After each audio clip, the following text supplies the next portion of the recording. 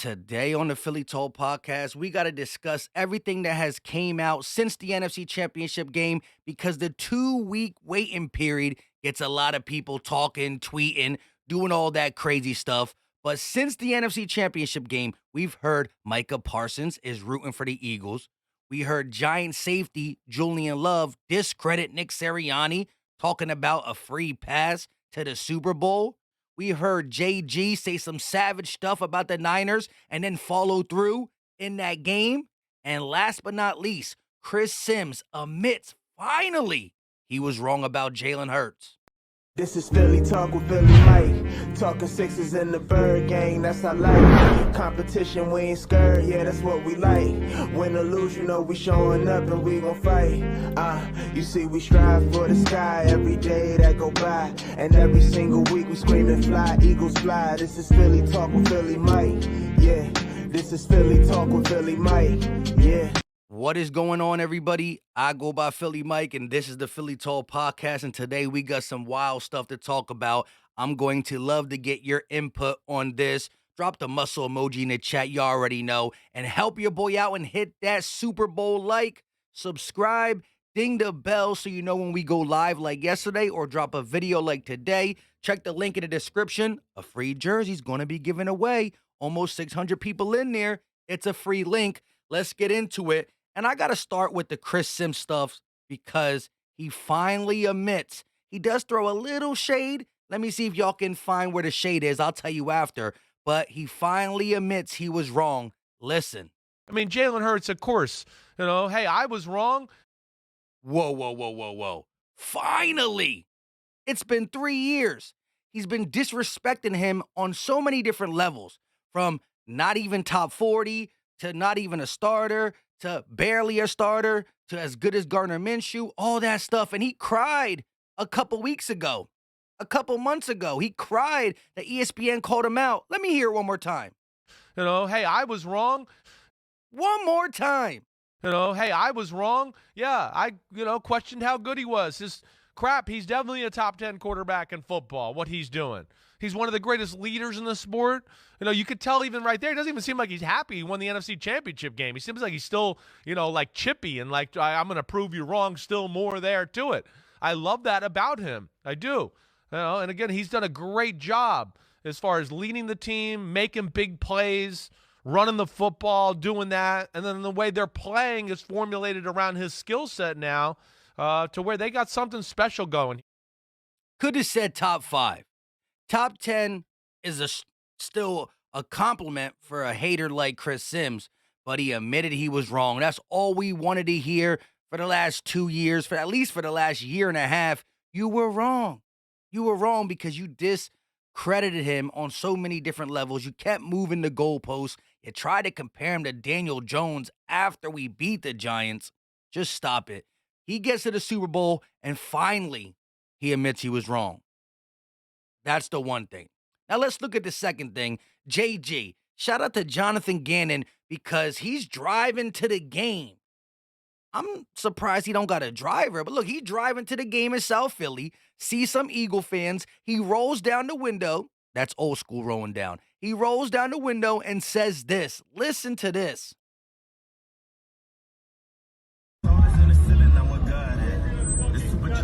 Let's fucking go! Let's fucking go! I don't know if you can hear, but we are going to bleeping gut these guys.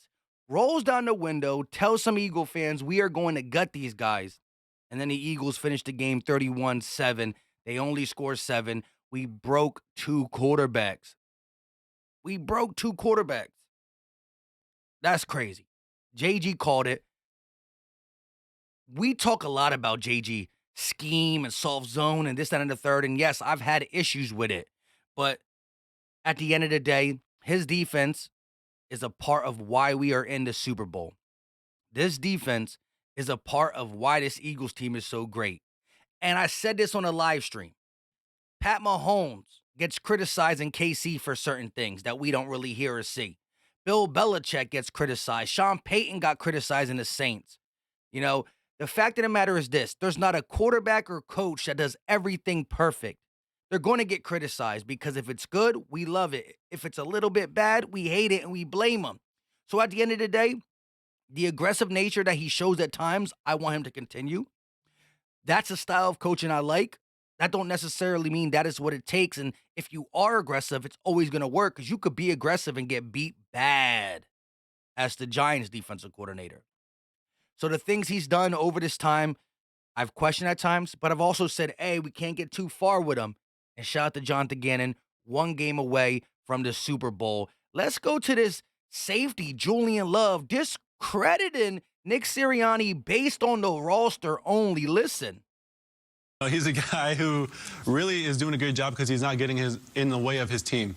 He has an experienced roster from top to bottom, offense, defense. You see this stuff, though? Like, what's your reaction as a player? And that guy's doing that. I don't like it. I don't like it at all. I mean, he's in for a free ride right now. You guys can coach this team, and they can succeed. That's what we're looking for. That's how. A bulletin board right there. Come on. He might not be suiting up for the Eagles anytime soon, but that's okay. There's 31 other teams. That's fine. That's fine. That's fine. That's right. Exactly right.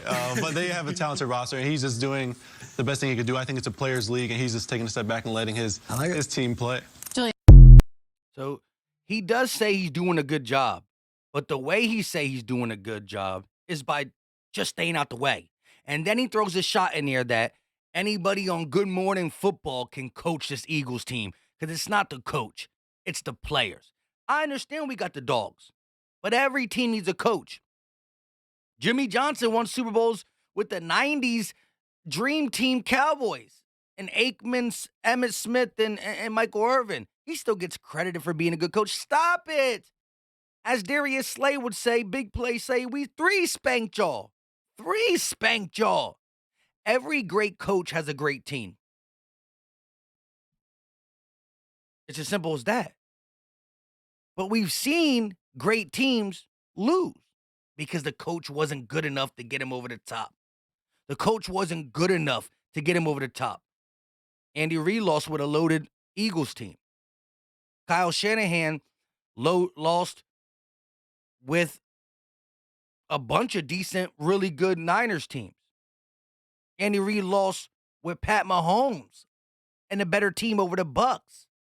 Bill Belichick lost 3 Super Bowls. You know what I'm saying? So stop discrediting Nick Sirianni. He got this 4-win team to 9 wins in the playoffs his first year.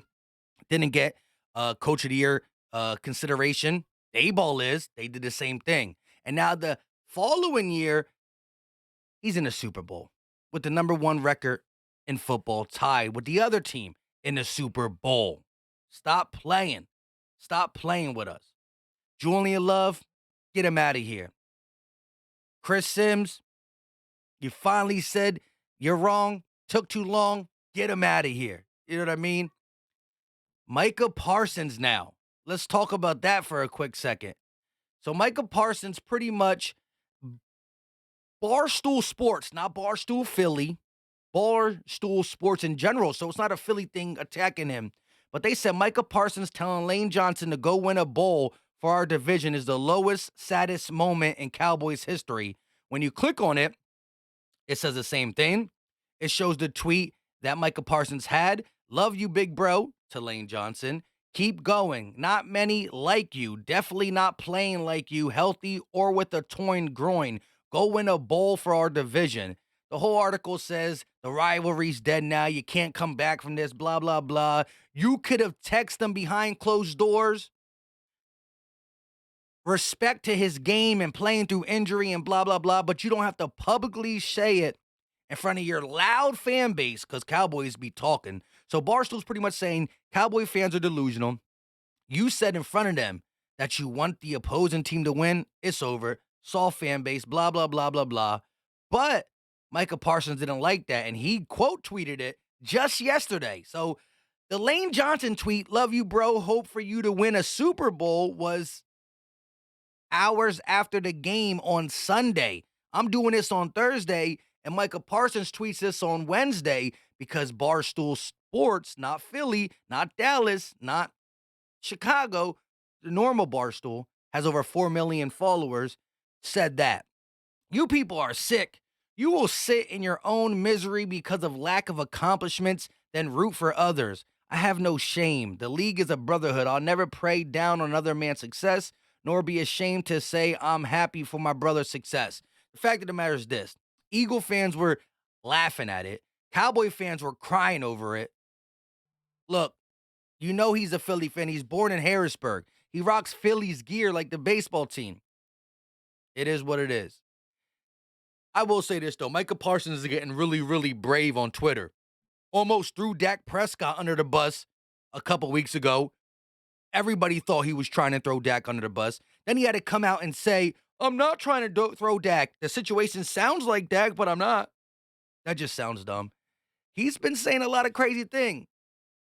Cowboy fans are upset. If you go through the replies and the quote tweets, they are upset. I ain't mad at the game.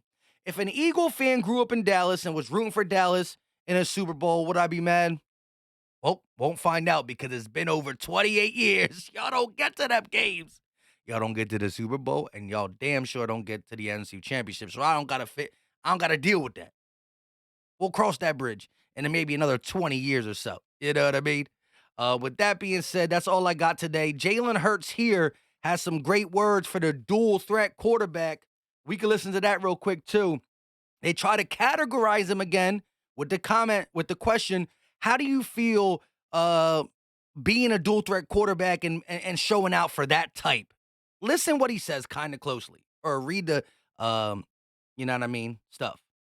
Until recently, there weren't a lot of examples of dual threat quarterbacks, true dual threat guys. If I can stop doing all that weird stuff. All right, here we go. Until recently, there weren't a lot of examples of dual threat quarterbacks, true dual threat guys in the Super Bowl, and those have been harder to win that way. I guess as someone who embraces it, how much pride do you take in kind of destigmatizing that one of the quarterbacks lately? Yeah, I think.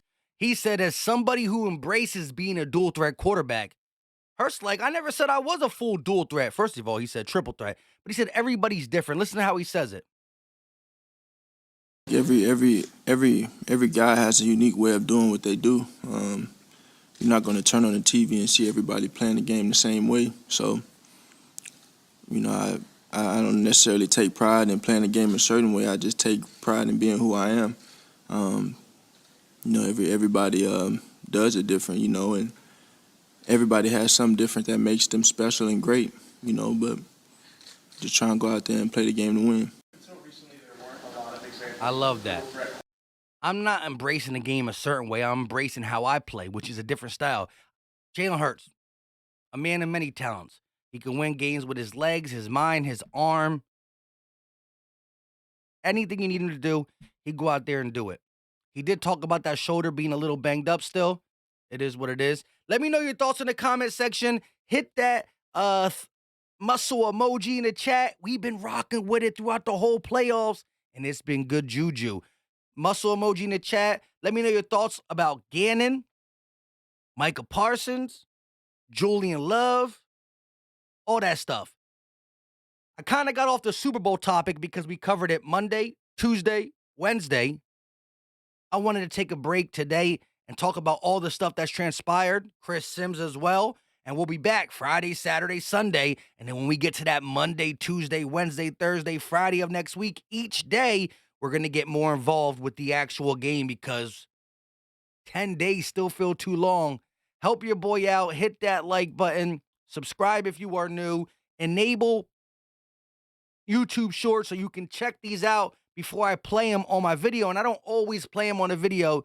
Let me know your thoughts in the comment section, Eagle Nation. I love hearing from y'all. We out.